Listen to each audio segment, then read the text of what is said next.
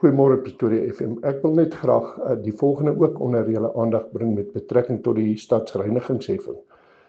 Ek het in September namens die VF+ 'n mosie ingedien waarin ek die stad reeds gevra het om te staak met die voortsetting van daardie heffing. Terselfdertyd het ons ook gevra dat daar 'n ondersoek gedoen moet word rakende die amptenare en die amptsbekleers, onder andere die burgemeesterskomitee lid vir omgewingsake van die EFF, Ramabodu, dat dat hulle ondersoek moet word vir die moontlikheid om die regskoste wat onnodig is te verhaal van sulke persone. Die mosie was nie ter tafel geneem in die Oktobervergadering nie, vanweë die feit dat in September was daar 'n vakansiedag en hy voldoen dus nie aan die 15 dae werksdae vereiste nie.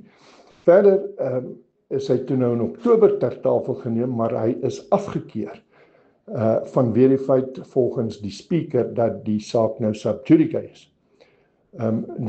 Die gevolge daarvan is dat die mosie nou vir die volgende 3 maande nie kan dien nie, omdat dit 'n reël van die raad is, as 'n mosie afgekeur word, mag hy eers na 3 maande weer 'n mosie van dieselfde aard ingedien word.